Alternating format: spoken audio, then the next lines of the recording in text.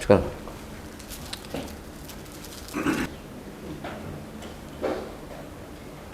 Bismillah. Assalamualaikum warahmatullahi wabarakatuh. Alhamdulillah nahmaduhu wa nasta'inuhu wa nastahdihi wa na'udzu billah min shururi anfusina wa min sayyiati a'malina. Man yahdihillah fala mudilla lahu wa man yudlilhu fala hadiya lahu. Fa asyhadu an la ilaha illallah wahdahu la syarika lah wa asyhadu anna Muhammadan abduhu wa rasuluhu la nabiyya ba'dah.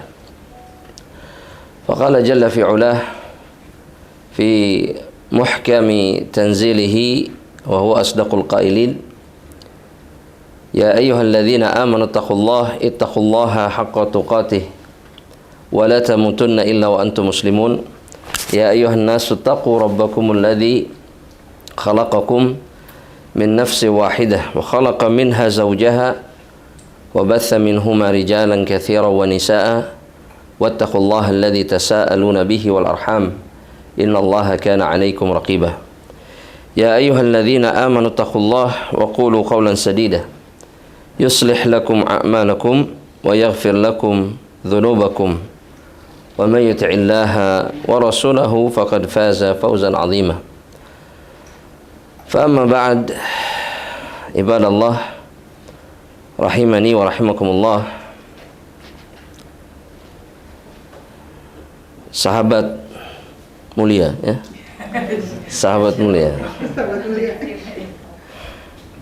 Semoga senantiasa dijaga oleh Allah Subhanahu wa taala dan berada di bawah naungan hidayah dan taufik Allah Rabbul Alamin. Alhamdulillah atas kenikmatan yang diberikan oleh Allah. Di siang hari ini kita diperjumpakan oleh Allah Subhanahu wa taala dalam kesempatan yang baik dan juga untuk melakukan kebaikan di jalan Allah Subhanahu wa taala. Dan kita berharap kepada Allah Subhanahu wa taala bahwa apa yang kita lakukan itu menjadi penyelamat kita kelak di akhirat ketika kita dibangkitkan oleh Allah Subhanahu wa taala dan kemudian berjumpa dengan Allah. Karena memang setiap dari kita itu akan kembali kepada Allah Subhanahu wa taala dan kemudian merasakan apa yang semestinya kita dapatkan sebagai balasan dari perbuatan yang kita lakukan atau dari kesempatan yang diberikan oleh Allah, kemudian kita gunakan untuk apa. Makanya Allah Subhanahu wa taala mengatakan di dalam Al-Qur'an, yakni orang-orang yang bersabar dalam suratul Baqarah ya, ayat yang ke-155 atau 156, Allah Subhanahu wa taala mengatakan bahwa mereka-mereka yang bersabar adalah orang-orang yang idza asabatuhum musibatun qalu inna lillahi wa inna ilaihi raji'un. Mereka-mereka yang jika tertimpa musibah maka mereka mengatakan inna lillah, kita ini milik Allah, dan kemudian kepada Allah lah kita akan dikembalikan. Kita akan kembali kepada Allah Subhanahu wa taala. Penggalan kalimat atau firman Allah yang singkat tapi sejatinya jika difahami oleh seorang hamba Allah Subhanahu wa taala, maka dia tidak akan pernah menyia-nyiakan apapun yang diberikan oleh Allah dari kesempatan untuk bisa melakukan ibadah dan beramal saleh di jalan Allah Subhanahu wa taala. Banyak di antara kita itu ketika diberikan kesempatan oleh Allah Subhanahu wa taala untuk bisa beribadah, kita menyia-nyiakan kesempatan itu untuk alasan yang begitu banyak. Umumnya atau biasanya dunia yang melalaikan kita dari mengingat Allah dan beribadah kepada Allah Subhanahu wa taala. Padahal kita pasti kembali kepada Allah Subhanahu wa taala. Dan bukan hanya sekedar kembali kepada Allah, tapi kemudian harus berdiri di hadapan Allah Rabbul Alamin. Dan ini momen yang terberat di dalam kehidupan seseorang. Bukan ujian yang kita alami di dunia, bukan. Dunia itu ujiannya pasti selesai.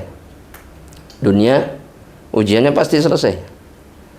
Dan kemudian seluruh kesengsaraannya pasti ada jalan keluarnya. Pasti, nggak mungkin nggak. Tapi kelak ketika kita berdiri di hadapan Allah, itulah penentu yang sebenarnya. Kita selamat atau tidak. Makanya Nabi Muhammad SAW mengingatkan kita sebetulnya dalam satu hadis yang diriwayatkan dari beliau SAW, diriwayatkan oleh Imam Abu Dawud dan yang lainnya. Nabi Muhammad SAW mengatakan, la tazalu qadama 'abdin yaumal qiyamah, bahwa dua telapak kaki seorang hamba itu tidak akan pernah bergeser pada hari kiamat, hatta yus'ala an arba'in, sampai dia ditanya tentang 4 perkara. Mungkin kita sering mendengar hadis ini, ya, tapi kita sering lupa untuk mempersiapkan momen ini.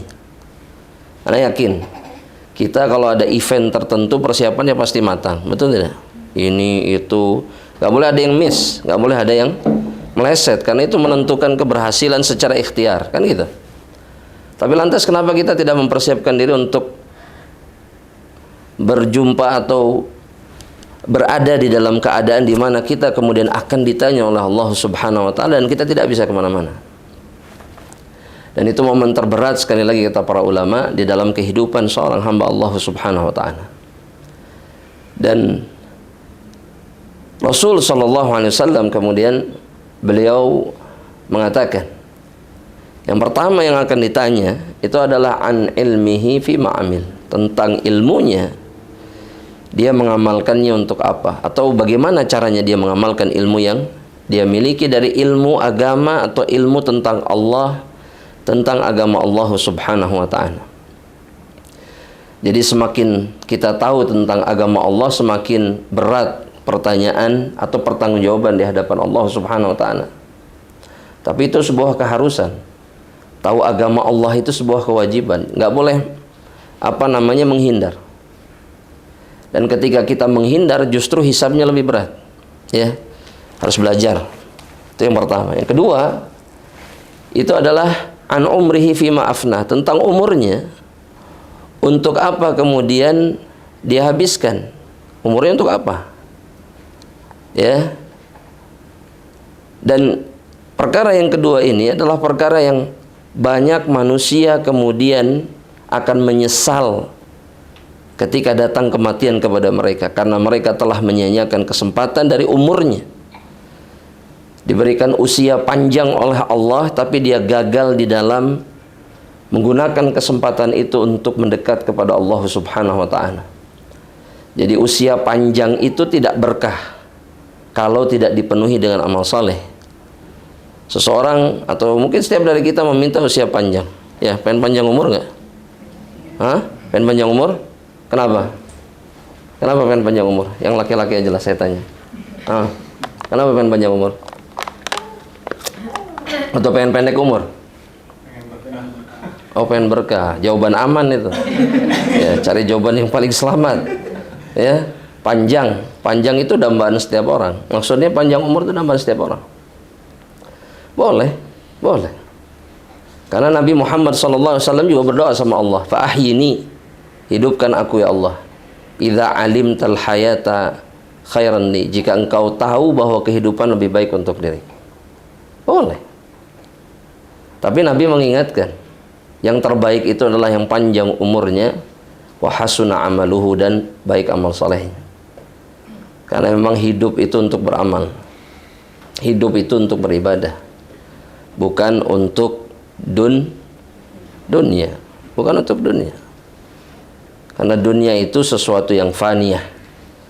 Makanya Allah itu menegaskan dalam beberapa ayat dalam Al-Quran, salah satunya dalam surat Ar-Rahman itu Allah mengatakan, kullu man 'alaiha fan, setiap yang ada di atas bumi, di atas dunia ini semuanya fana, habis. Ya, nama besar, ya, perusahaan besar, aset yang banyak, anak yang banyak, ya, teman yang banyak, semuanya akan binasa. Ya. Apalagi dunia itu apalagi? Istri yang banyak. Hah? Ya, istri banyak mana? Iya. Cung. Ya. Iya. Itu apa namanya? Semua dunia itu. Ya kan?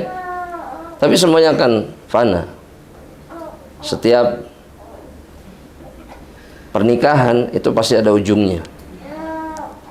Imma dengan perceraian, imma dengan kematian, itu pasti fana. Gak ada yang abadi di dunia.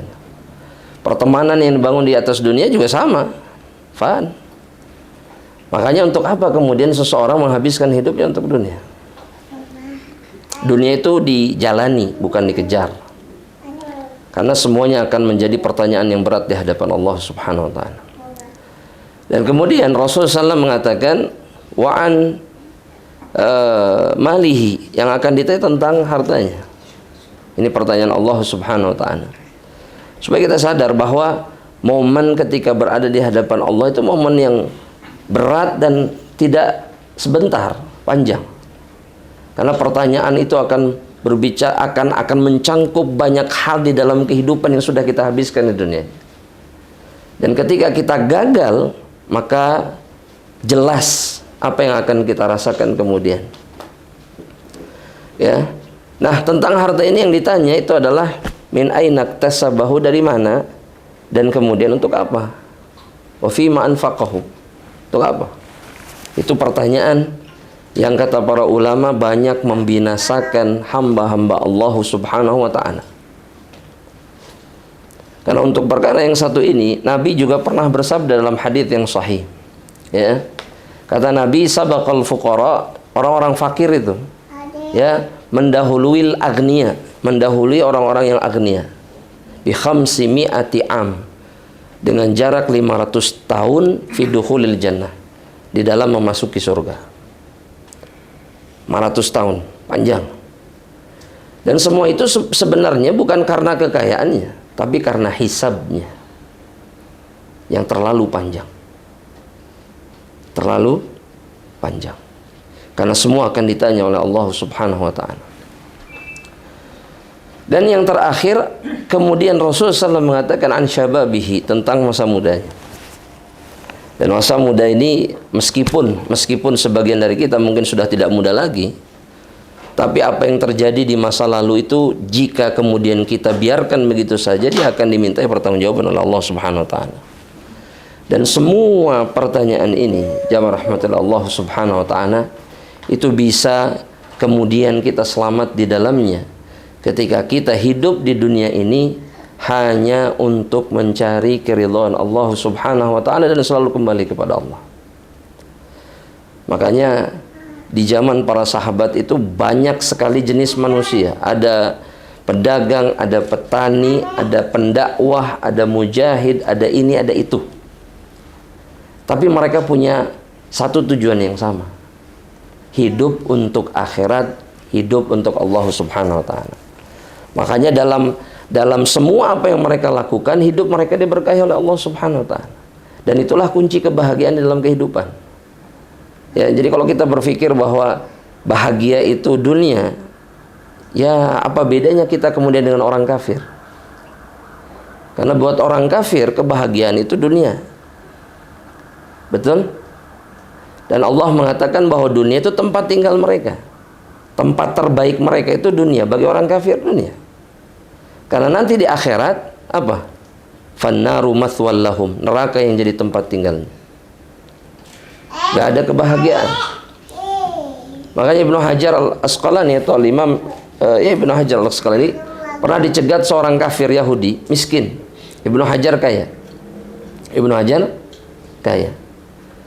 Orang Yahudi ini mengatakan kepada Ibnu Hajar, Nabi kamu bohong, Nabi kamu salah. Di mana letaknya salah Nabi Muhammad SAW? Nabi kamu pernah mengatakan, Nabi Muhammad SAW pernah mengatakan, ad-dunya itu sijnul mu'min wa jannatul kafir. Dunia itu adalah penjaranya orang beriman dan surganya orang kafir. Nabi kamu salah. Kamu kaya, saya miskin. Kamu senang, saya sengsara. Maka kata Ibnu Hajar Al-Asqalani, dunia dengan kemiskinanmu ini adalah surga bagimu. Kenapa? Karena kelak di akhirat neraka adalah tempat kembali. Adapun bagi saya, dengan apa yang saya miliki, ini adalah penjara bagi saya. Kenapa? Karena saya tidak boleh terpaut hatinya dengan perkara-perkara ini. Dan kemudian saya tidak boleh mencari dengan cara yang haram dan tidak boleh menggunakannya untuk perkara yang haram. Nggak boleh. Meskipun punya, tapi nggak boleh dipakai foya-foya, berlebihan, nggak boleh. Tapi apa? Harus dikendalikan. Harus dikendalikan. Nggak boleh sembarangan. Maka itu penjara bagi orang yang beriman. Penjara bagi orang yang beriman kepada Allah Subhanahu wa Ta'ala. Nah, bagi orang-orang yang beriman, dunia itu tidak penting dan tidak berharga sedikit pun. Sebagaimana Nabi mengatakan seperti itu. Kalau kita lihat permisalan Nabi, Nabi itu mempermisalkan dunia ini tidak lebih berharga dari sepotong sayap lalat satu. Kemudian tidak lebih mulia dari bangkai kambing yang cacat. 3, Nabi mempermisalkan dunia ini kepada seorang sahabat yang bertanya, ya, dunia itu seperti apa ya Rasulullah? Kata Rasulullah SAW, apa pendapatmu tentang orang yang makan, kemudian buang air, kata Nabi. Jadi apa? Jadi kotoran, kata sahabat ini. Maka dunia tidak lebih baik dari itu. Lantas buat apa dikejar? Buat apa dikejar? Ya. Dan ketika dikejar, maka kita kehilangan akhirat. Itu pasti. Makanya pilihannya hanya satu.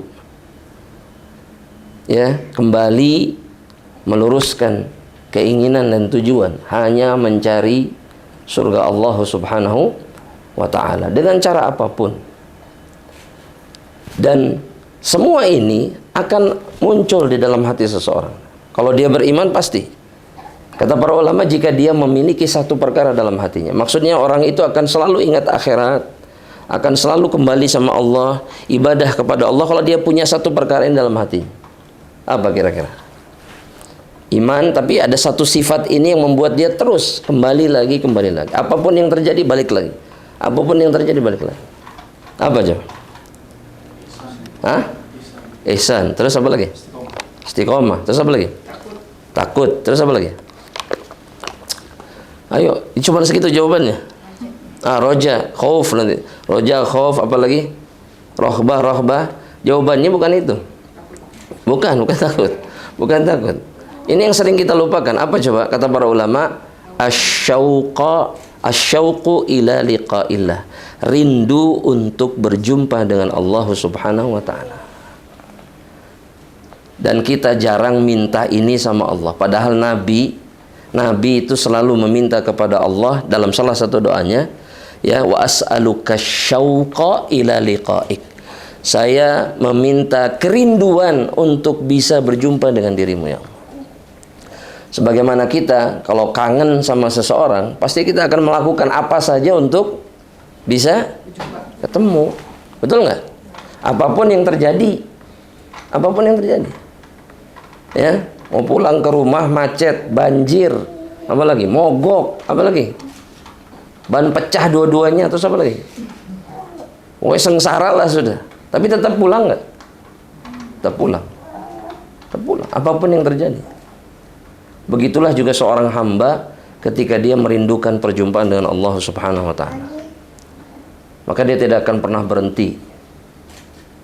Makanya Nabi Musa alaihissalam misalkan di dalam Al-Quran, dalam surat Toha ayat yang ke-84. Nabi Musa itu diperintahkan Allah untuk berjumpa di bukit apa? Tur. Ya, Tur Saina. Dan Nabi Musa bersama keluarganya. Kemudian keluarganya ditinggalkan. Nabi Musa bersegera untuk bisa secepat mungkin, ya, sampai ke bukit itu, ke gunung itu.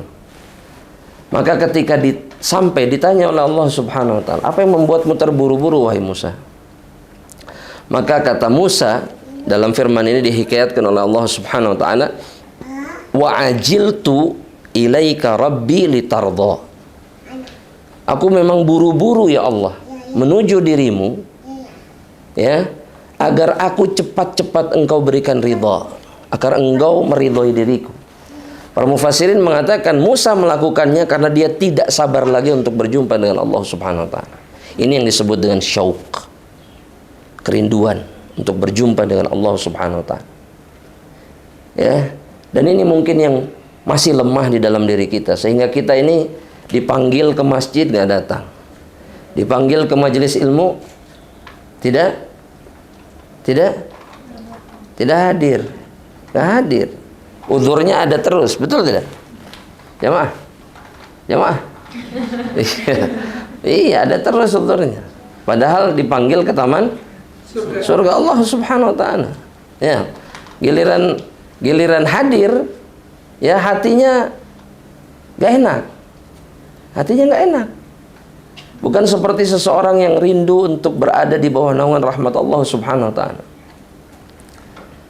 Kita kehilangan ini.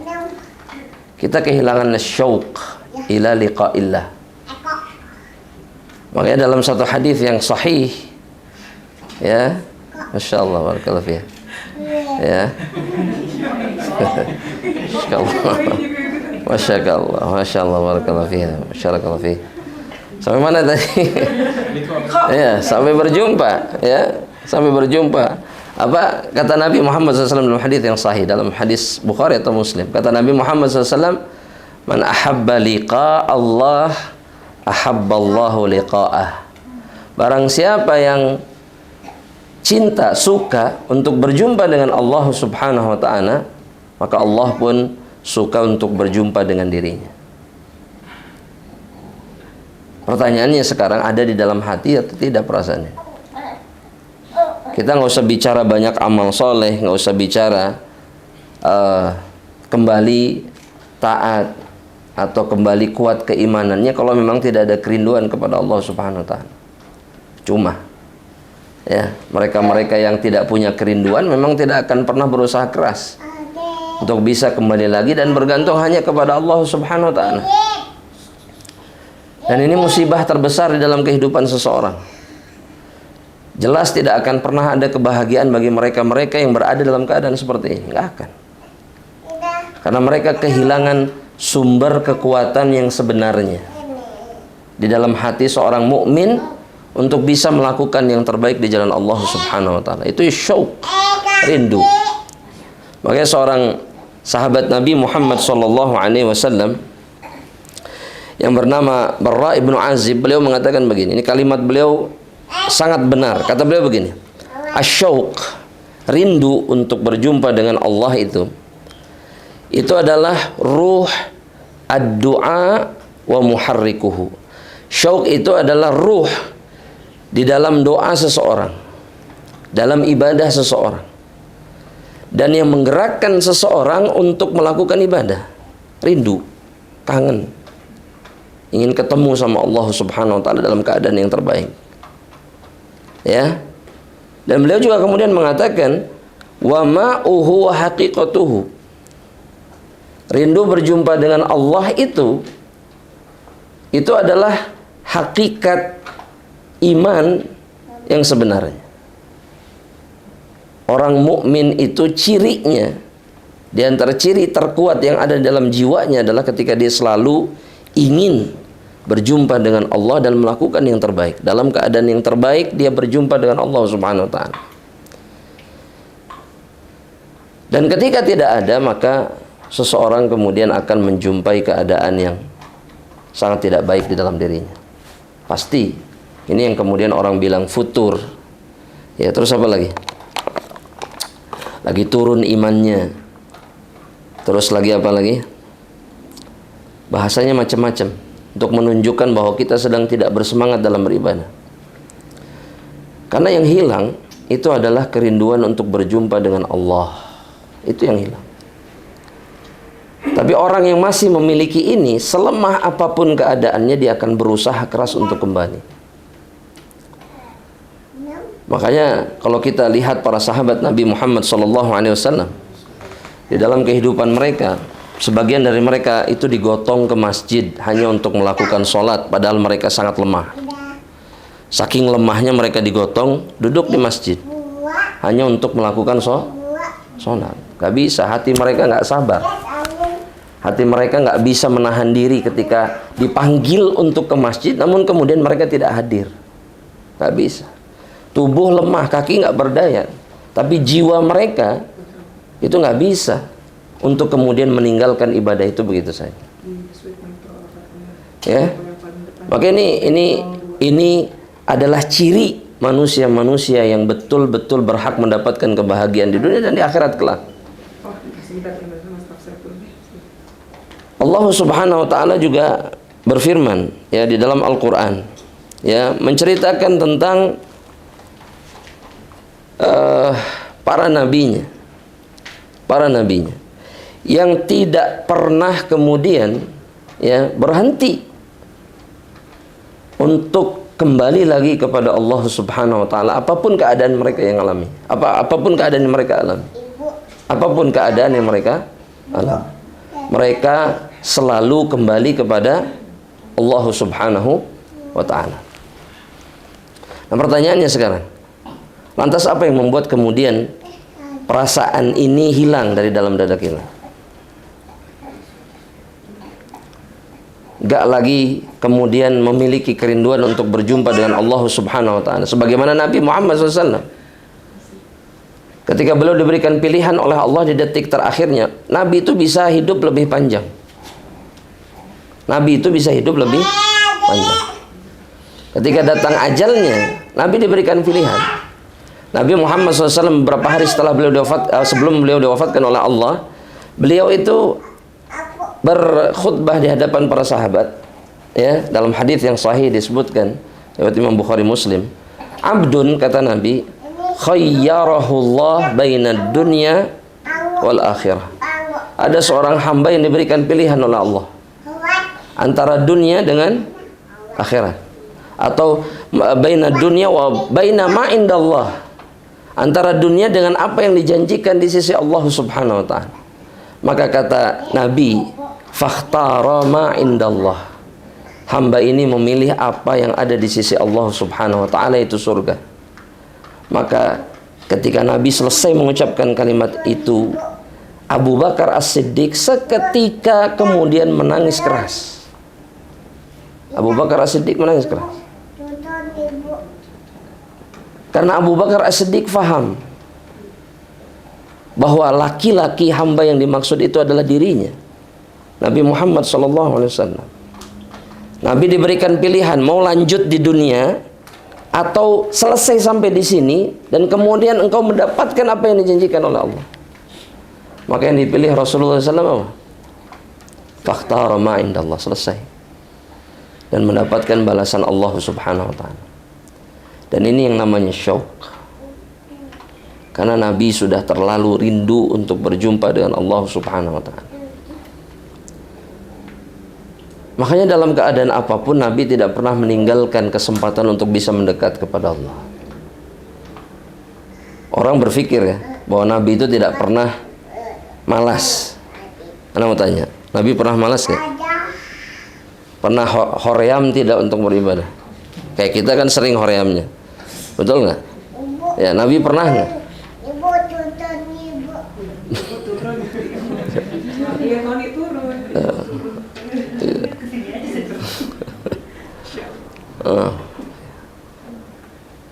Nabi pernah malas tidak? Nggak pernah. Kayaknya nggak pernah. Ya kayaknya kan, nggak mungkin lah Nabi malas. Tapi kata para ulama dalam satu hadis sahih riwayat Imam Muslim, Nabi pernah mengatakan, innahu la yughanu ala qalbi. Kata Nabi Muhammad SAW,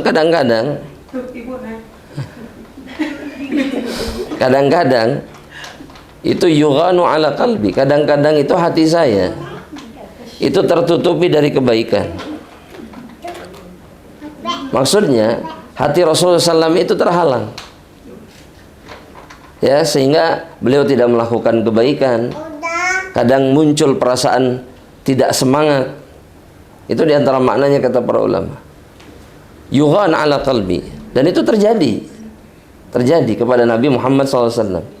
Hanya saja kemudian Nabi Muhammad SAW mengatakan, wa inni la astaghfirullah fi kulli yaumin mi'ata marrah. Tapi kemudian aku hilangkan halangan itu yang menimpa hatiku sehingga aku terhalang dari kebaikan dengan beristighfar dalam satu hari 100 kali. Nabi tidak membiarkan adanya penghalang di dalam hatinya yang bisa menyampaikan dirinya kepada Allah Subhanahu wa ta'ala. Memang hati itu nggak bisa berdusta. Hati itu tidak bisa berbohong. Ya, hati yang jujur keimanannya dengan hati yang berdusta keimanannya itu nggak bisa berbohong.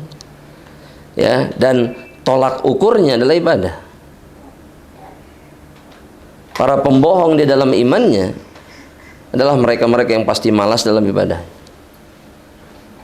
Tapi orang-orang yang jujur dalam imannya adalah mereka-mereka yang betul-betul berusaha keras, bersemangat. Ya, karena mereka tidak mau celaka di akhirat. Mereka tidak mau binasa di dunia dan kehilangan kebahagiaan dunianya.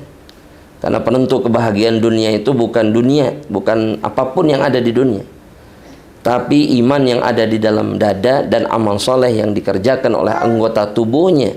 Itu penyebab datangnya kebahagiaan yang sebenarnya bagi seorang hamba Allah Subhanahu wa ta'ala. Makanya kita lihat sahabat-sahabat yang fakir, fuqara, tidak ada yang stres. Mereka menikmati kebahagiaan sebagaimana orang-orang yang berada menikmati kebahagiaan. Sama, tidak ada bedanya. Karena kebahagiaan mereka ada di dalam dada, di dalam hati. Dan sebagaimana dikatakan oleh sebagian ulama, kekayaan yang sebenarnya memang ada di sini, bukan yang terlihat dan terasa oleh tubuh, bukan. Bahkan mereka mengatakan kekayaan itu hanya perasaan. Kekayaan itu hanya perasaan. Betul tidak? Ya mah? Ya mah? Betul? Betul. Perasaan aja. Ya. Kalaupun punya sesuatu yang disebut dengan kekayaan, gak bisa apa-apa. Benda-benda itu gak bisa apa-apa. Gak mengubah apapun sebetulnya. Tapi hatinya yang merasa. Makanya semua dikembalikan kepada hati seseorang. Ya, jangan sampai begini ya. Kita hidup di dunia sebentar, ya, tapi kemudian celaka di dunia yang sebentar ini dan akan celaka panjang nanti di akhirat. Wallahi ini manusia yang paling sengsara, yang paling hina di hadapan Allah Subhanahu wa ta'ala. Di dunia dia celaka karena dia tidak mau kemudian melakukan ibadah, dan kemudian di akhirat nanti dia harus mempertanggungjawabkan apa yang dia lakukan di dunia.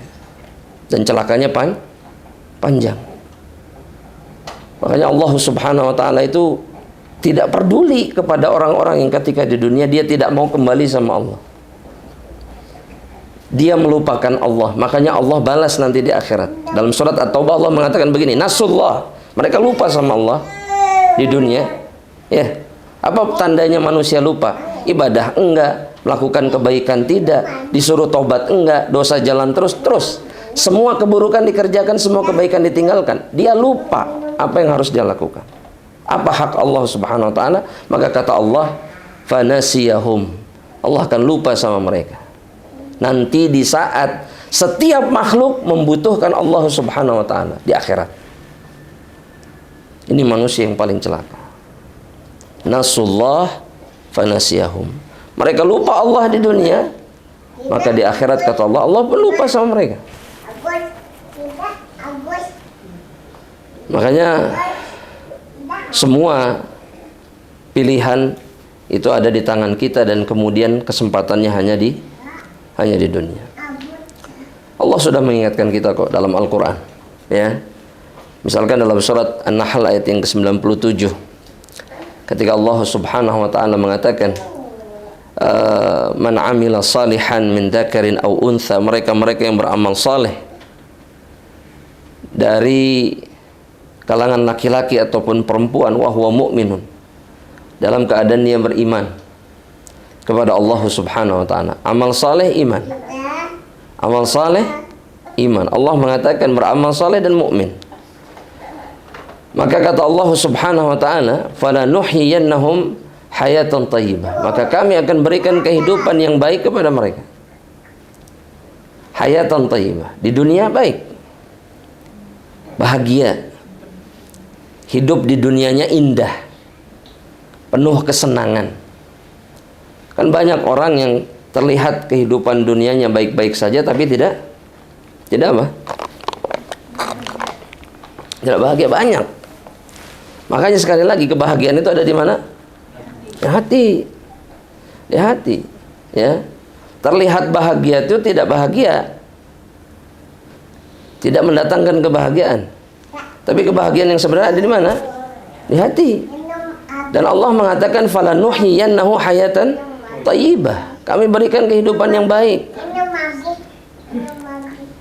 Minum Kak, minum. Minum. Masya Allah, Masya Allah. Allah ya. Ya. Kayak Bu Enak. Falanuhyiyannahu hayatan thayyibah. Kata Allah, kami berikan kehidupan yang baik. Ya. Dan kemudian Allah Subhanahu wa taala mengatakan wala najziyannahum ajrahum bi ahsani ma kanu ya'malun. Dan kami akan berikan balasan kemudian kelak di akhirat dengan balasan yang lebih baik dari apa yang mereka lakukan dalam kehidupan dunia. Yang kita lakukan itu cuma sedikit, jemaah, dan yang diminta juga cuma sedikit. Kalau disuruh kembali kepada Allah kemudian dengan ibadah tidak mau, padahal cuma sedikit permintaannya dari Allah Subhanahu wa taala, maka tidak akan pernah ada keselamatan bagi seseorang yang seperti ini. Ini yang kata Allah dalam Al-Quran, khasirat dunya wal akhirah. Mereka itu rugi dunia dan rugi akhirat. Ya. Mana dalilnya Allah meminta kita kemudian banyak-banyak, ayo banyak-banyak seluruh syariat Islam kerjakan? Nggak ada. Nggak ada. Allah hanya meminta kita bertakwa, beribadah semampu kita, kan gitu? Betul nggak? Dan yang paling wajib hanya yang fardu, itu pun sedikit. Coba, kalau yang fardu nih, fardu itu apa? Wajib. Yang wajib apa aja? Teh, apa aja teh yang wajib? Sholat. Terus selain sholat? Puasa. Rukun Islam banyak. Haji. Terus apa lagi? Haji, puasa, zakat. Udah selesai. Kan masih banyak yang wajib. Masih ada nggak? Puasa dari. Udah tadi puasa. Apa lagi? Yang wajib, coba. Haji bila mampu. Bersama Safar Mulia, insyaallah. Bila mampu. Iya. Excellent ya.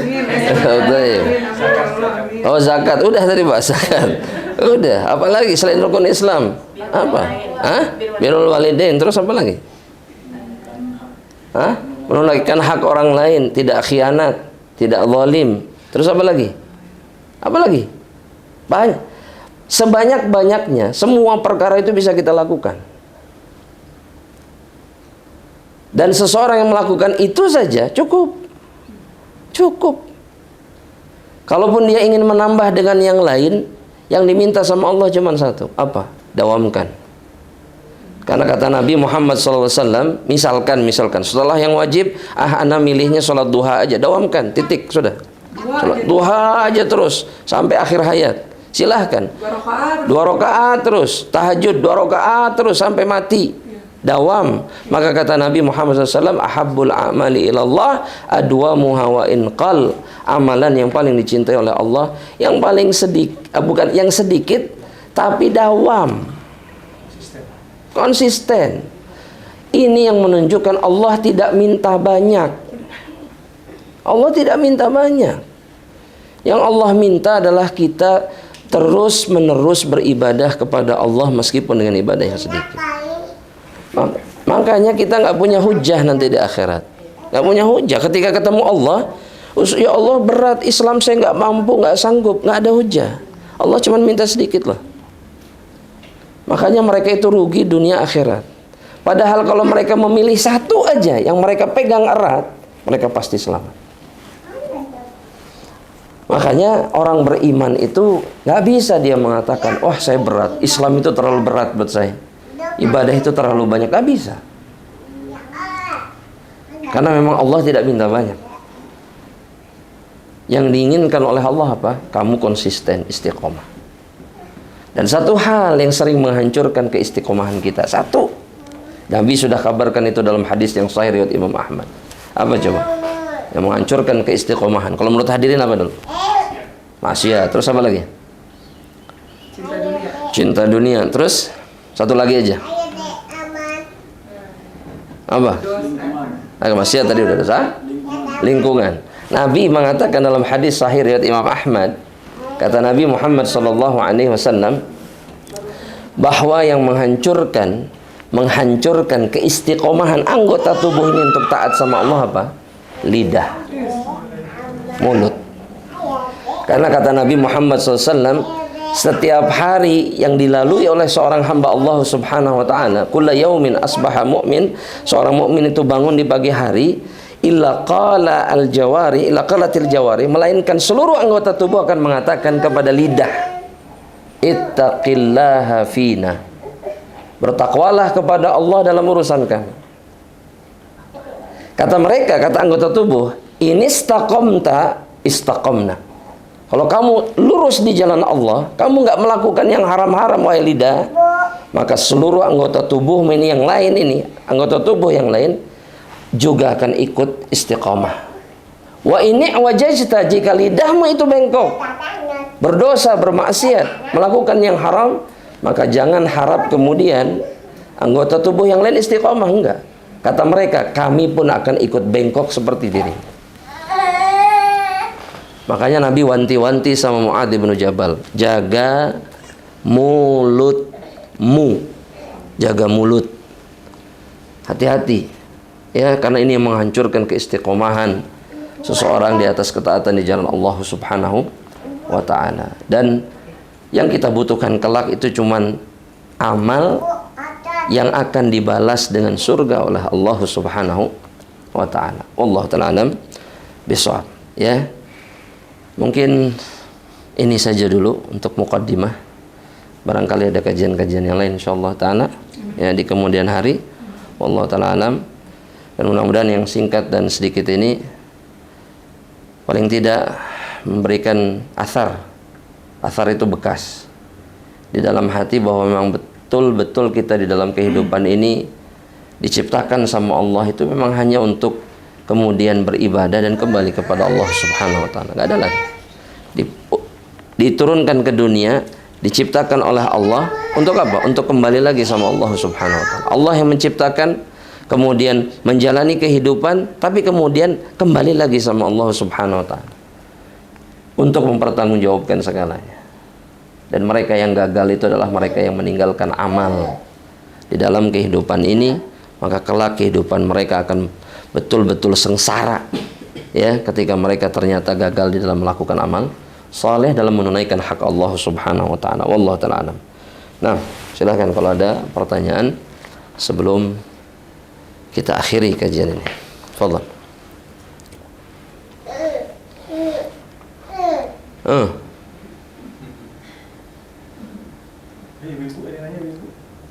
Biasanya bapak-bapak yang banyak pertanyaan. Ya. Kalau bapak-bapak, masya Allah pertanyaannya banyak. Ya. Fadhal.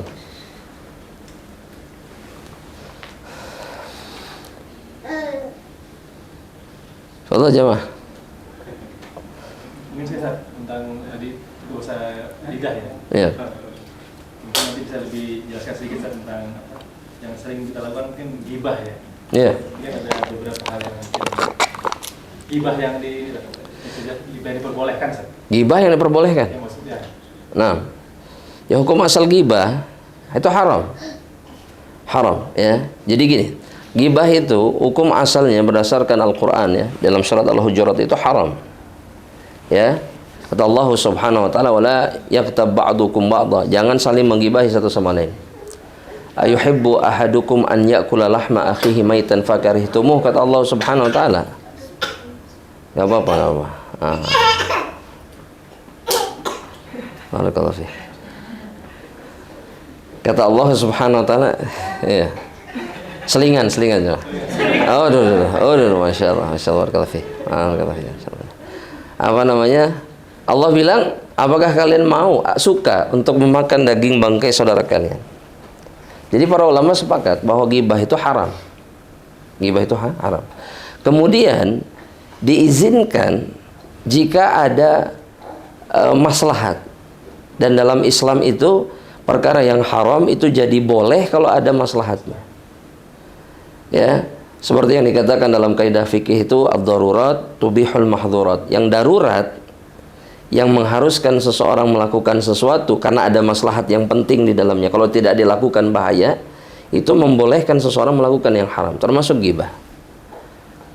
Maka Imam Nawawi rahimahullah taala mengatakan dalam beberapa perkara ghibah itu boleh.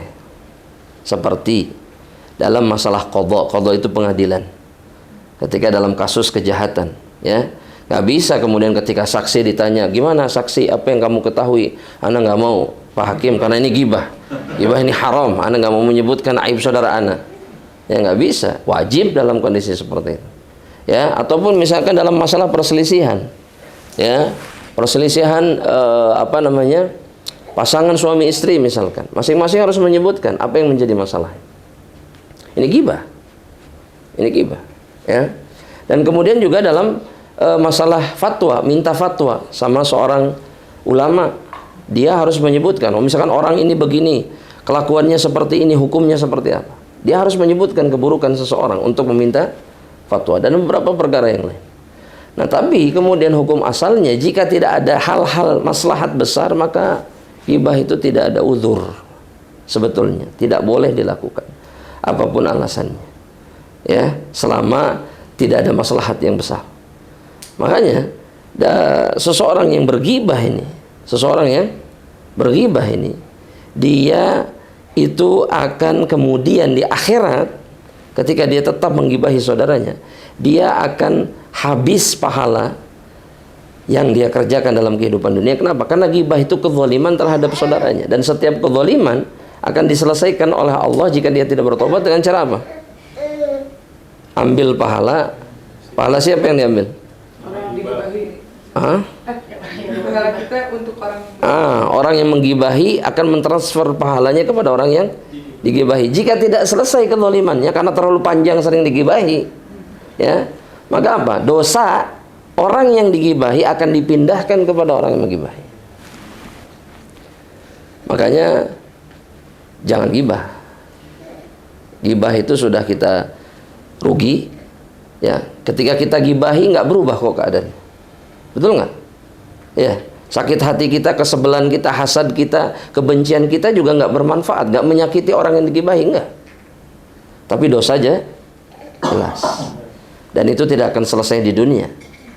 Ya, baru selesai di mana? Di akhirat.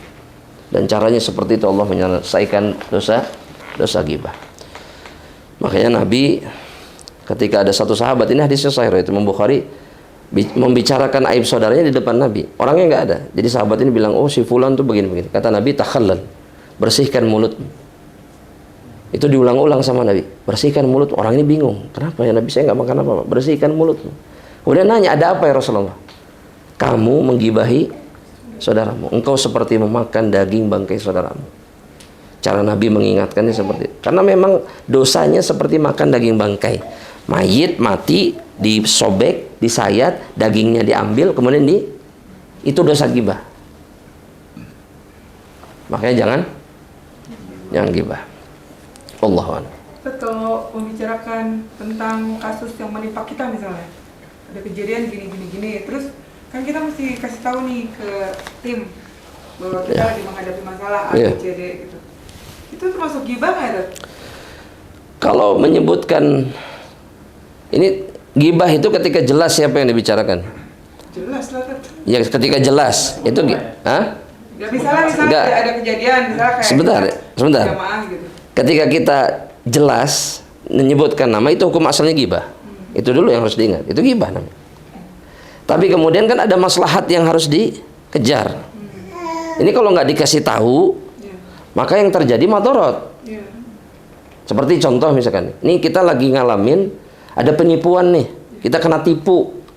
Orangnya siapa? Si fulan. Terus si fulannya kita bilang begini sama tim, pokoknya si fulan lah, kalian nggak perlu tahu namanya siapa, kan gitu. Kan nggak mungkin. Tapi hukumnya ketika kita menyebutkan itu nama, itu ghibah, jelas ghibah. Tapi kemudian diizinkan karena ada maslahat, madaratnya jelas, ya. Tapi kalau nggak ada maslahatnya, nggak boleh, nggak boleh. Ini nggak akan menimpa kita, bahayanya nih. Kita hanya perlu sebutkan ada orang begini nih kelakuannya, kalian hati-hati. Hati-hati, ada nih model begini, nggak usah sebutin. Kita nggak kenal, kita pun nggak kena, tapi khawatir, sebutkan saja. Secara apa namanya, mubham. Mubham itu artinya orangnya nggak diketahui, nggak disebutkan. Dan Nabi sering begitu, ketika mengingatkan sahabatnya. Jadi Nabi sering begini, ada fulan, padahal orangnya ada di depannya, untuk menegur si fulan. Nggak langsung. Nggak langsung. Seperti 3 orang yang datang ke majelisnya Nabi. Satu ke depan duduk, yang kedua duduk di paling belakang, yang satu lagi ketika lihat penuh masjidnya dia pulang. Itu disebutkan sama Nabi di depan orang yang ada. Ada 3 orang datang ke majelisnya, majelis ilmu, dipanggil oleh Allah, dia menjawab panggilan Allah, duduk paling depan. Ada yang kemudian yang paling belakang, malu. Dia duduk di belakang karena malu. Sudah penuh. Kalau kita kan nyelesek ke depan, ini nggak malu, karena malu duduk di belakang. Dan Allah pun malu kepada dirinya. Penyebabnya apa? Malu. Yang terakhir, melihat penuh, dia berpaling. Allah pun berpaling dari dirinya. Iya, ada pengajian, bisa ikutan, terus udahlah, pulang aja. Itu Allah berpaling dari manusia seperti ini. Kalau yang belakang takut teriak gimana? Hah? Kalau takut teriak gimana? Oh ya bagus. Kalau takut teriak. Paling belakang maksudnya? Paling belakang. Ya kalau pulang mah pasti bukan takut teriak kalau pulang mah. Belakang takut teriak. Nggak apa-apa, duduk belakang. Yang penting itu hadir dan penyebabnya jelas. Kalau tidur nggak kelihatan. Oh iya, kan tidur aja diampuni. Tapi masa iya tidur terus kan? Ya ada orang-orang yang datang ke masjid itu tidur terus, ada banyak. Wah, anak mah sering melihat itu. Iya, pasti milih pojok sana, tiang itu. Udah. Sahih. Itu terjadi terus-menerus. Orangnya sama. Hafal. Ya. Tapi punya dalil. Kenapa datang? Ya dia ampuni, kan sareke. Datang. Anak daripada nggak datang kata dia. Iya, terserah lah, terserah. Yang penting hadir. Ya. Nah, tapi ghibah, kembali ke ghibah, itu ghibah. Nyebutin nama itu ghibah. Tapi jika ada maslahatnya lakukan, jika tidak jangan. Karena orang yang jahat sekalipun, ketika dia digibahi, padahal kita tidak akan terkena madaratnya, itu dia punya hak menuntut di hadapan Allah. Makanya itu sebabnya kita nggak boleh menggibahi kesalahan pemimpin. Kenapa? Karena pemimpin yang salah ini punya hak di hadapan Allah untuk menuntut. Dulu saya digibahi oleh rakyat saya. Percuma kita caci maki dia, percuma. Iya, sebutkan aja percuma. Dia nanti di akhirat nuntut. Mana baheula tadi dinyata. Ini orang ini nih. Tas si fulanah nih, si fulan sama si fulanah nih. Ana nggak ridho ya Allah. Saya juga muslim. Saya zalim tapi saya juga muslim. Saya minta balasannya sekarang. Makanya jangan ghibah kalau memang tidak ada kebaikan di dalamnya. Allah Ta'ala. Nah, silahkan kalau pertanyaan. Nah itu Ustaz, udah kita udah merasa dulu pernah menggibahi orang, gimana Ustaz? Nah, atau ada satu riwayat. Tapi riwayatnya dhaif, ya. Para ulama mengatakan ini hadis dhaif. Riwayatnya adalah berbunyi, mereka kafaratu mani ghatabtahu antastaghfirullahu. Kafarah, tebusan untuk orang yang kalian gibahi itu adalah minta ampunan untuk dirinya kepada Allah. Ya Allah, ampuni si fulan. Mendoakan dia. Tapi hadisnya dhaif. Ya. Tapi ini bisa jadi penebus. Kenapa? Karena memang ada hadis umum, ada hadis yang sahih, maknanya umum. Apa? Da'watu akhika bi dhahril ghaib mustajabah. Ketika engkau mendoakan saudaramu, ketika saudaramu tidak tahu, itu mustajab. Kita bisa jadikan doa-doa tersembunyi kita untuk mereka yang kita gibahi sebagai kafarahnya bisa. Atau kemudian kata para ulama, gibah itu juga bisa dihabiskan dosanya dengan taubat kepada Allah Subhanahu wa ta'ala. Jadi cukup taubat. Kalau bisa minta maaf kepada orang yang digibahinya itu jauh lebih baik. Tapi kalau memang resiko, jangan, nggak usah. Ya, nggak usah cari penyakit. Ya, betul. Dan dalam Islam itu Kaidahnya madorot, mencegah madorot itu lebih didahulukan daripada cari maslahat. Jadi kalau kita dengan minta maaf, jelas madorotnya orang itu tidak terima dan akan melakukan kezaliman kepada kita, jangan dilakukan. Gak boleh dilakukan. Ya kita tahu nih, orang kalau kita ngomong, dulu yang fitnah kamu teh saya, yang nyebarin aib kamu teh saya. Kita dipukul sama dia, ditimpuk langsung. Ini jelas madorotnya. Ya, maka mencegah ini terjadi lebih didahulukan dibandingkan minta maaf. Paham maksudnya? Paham maksudnya nggak? Ini kayaknya belum paham nih. Paham maksudnya nggak? Kayak mikir gitu. Nggak serius nih. Pokoknya pulang dari sini paham. Insya Allah. Insya Allah. Anaknya emang gitu tadi. Ya, diproses dulu. Iya. Jadi gini, contohnya misalkan, kalau kita melakukan satu perkara, misalkan ya, melakukan satu perkara, ini baik. Misalkan mengembalikan uang yang kita ambil dulu dari orang lain. Kita mau balikin nih, tobat kita balikin. Tapi ketika kita mengembalikan, jelas ada indikasi kuat kita akan terkena madorot. Misalkan yang uangnya kita ambil ini laporin kita ke polisi, penjarakan, atau mungkin nyiksa kita, itu jelas indikasinya. Maka yang seperti ini nggak perlu dilakukan. Cukup tobat. Cukup tobat. Gak usah kembali. Uangnya ini gunakan untuk kebaikan atas nama si pemilik harta. Selesai sudah. Ini namanya darul mafasid muqaddamun ala jalbil masalih. Mencegah kerusakan itu lebih didahulukan daripada mencari kebaikan. Itu agama Islam. Jadi di hari akhir nggak ditutup? Enggak, insya Allah dimaafkan. Ya, kata para ulama, ini akan diselesaikan oleh Allah Subhanahu Wa Taala. Karena jelas hamba ini sudah berusaha untuk memperbaiki kesalahan dan dosanya. Dan kita tuh nggak mengikat, nggak tergantung jumlah. Maksudnya kadang-kadang gitu, oh saya cuma cerita sama istri kok, oh saya cuma cerita sama suami aja kok. Jadi hanya itu sudah gibah. Gibah juga berdua. Gibah sudah. Ya gibahnya berdua. Kan nggak mungkin gibah sendirian. Misalkan gibah sendirian. Saya cuma cerita sama suami aja gitu kan. Iya. Hati ke suami misalnya. Itu sudah terjadi yang namanya gibah. Gibah itu adalah dzikruka akhaka bima yakrah. Menyebutkan aib yang tidak disukai saudaramu kepada orang lain. Kepada pohon gibah bukan? Hon. Misalkan, ya, itu si fulanah tuh begitu, nggak benar. Itu bukan gibah. Ya, itu gila. Bukan gibah, gila. Gibah itu ketika ngomong sama orang. Iya, itu gibah. Meskipun sama orang terdekat. Dan begini, masalahnya kita begini. Kita selalu mengatakan begini, jangan cerita siapa-siapa. Ya, itu nggak bisa. Kalau aib itu nggak bisa. Ya, ini cuman kamu yang tahu ya.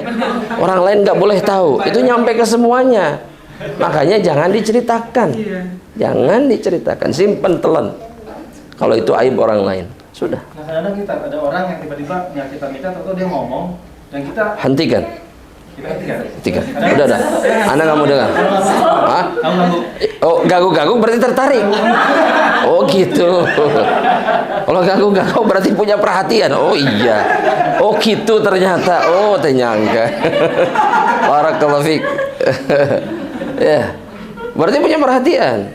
Kalau Nabi Muhammad SAW itu dalam satu hadis mengatakan kepada para sahabatnya, ya, jangan salah seorang dari kalian itu menyebutkan aib saudaranya di hadapan diriku. Jangan, kata Nabi. Uhibbu an akhruja ilaikum wa ana salimul qalb. Atau kama qala Nabi SAW. Karena saya suka keluar dari rumah saya menjumpai kalian dalam keadaan hati saya selamat. Maksudnya tidak tahu aib siapapun. Tapi nggak suka. Ya, dan coba sekarang kalau kita tahu aib orang lain, kita ketemu orangnya, perasaan kita pasti selamat atau tidak? Enggak akan. Macam-macam. Dan mungkin menambahi tuduhan yang tidak ada.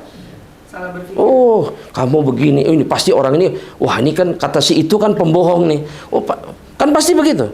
Oh, ini kan tukang maksiat nih. Dulu pernah begini dan begitu. Pasti begitu, padahal dia sudah bertobat sama Allah. Tapi kita tetap tuduh dia dengan perkara yang keji. Itu namanya hatinya tidak selamat. Nah, Nabi itu tidak suka ketemu orang dalam keadaan hatinya menyimpan sesuatu. Tahu si fulan itu begini dan begitu. Makanya jangan cerita. Tahu telan. Jadi kalau ngomong apa ke Ustadz aja. Kenapa emang? Pak Ustadz ditelan soalnya. Oh sama Ustaz ditelan. Kata siapa? Oh, langsung. Kata siapa? Aduh, gitu. Iya. Iya. Makanya Imam Syafi'i itu mengatakan, ya, jangan cerita dalam satu bait syair beliau mengatakan begini, jangan suka menceritakan rahasia orang lain kepada saudaramu yang lain. Kenapa? Fal qalbul ladzi yustauda'u sirru adyaqu. Karena hati yang harus menampung rahasia orang lain itu akan menjadi sangat sempit. Iya. Sempit ya. Sangat sempit. Ketika tahu oh si fulan begini, oh si fulanah begitu, itu sempit, tersiksa hidupnya. Makanya jangan suka cerita-cerita. Kalau memang tidak perlu diceritakan. Iya. Nah, masalahnya di antara ini apa? Biasanya akhwat kalau antara perempuan ya, oh itu besti, apalagi disebutnya sister, oh iya sister, udah itu. Iya aku mau cerita, pasti gitu. Aku mau cerita. Aduh. Iya, betul. Padahal si bestinya pun kerpusing, ya banyak masalah, nerima masalah orang lain. Iya, kecuali memang masalah ini bisa diselesaikan. Tapi kalau tidak, jangan. Apalagi ini berkaitan dengan aib orang lain. Karena semuanya akan dimintai pertanggungjawaban oleh Allah Subhanahu wa taala. Allah taala. Ahibadillah, ya, kita sampai di penghujung kajian kita. Mudah-mudahan Allah Subhanahu wa taala mengampuni dosa-dosa kita insyaallah, berikan taufik dan hidayahnya kepada kita dan memberikan kemudahan dalam segala urusan kita. Dan ketahuilah bahwa kemudahan itu hanya akan datang dengan kedekatan kita kepada Allah Subhanahu wa taala dan ketakwaan kepada Allah. Allah taala alam. Kita akhiri perjumpaan ini dengan doa kafaratul majlis. Subhanakallahumma bihamdika asyhadu an la ilaha illa anta astaghfiruka wa atubu ilaik. Assalamualaikum warahmatullahi wabarakatuh.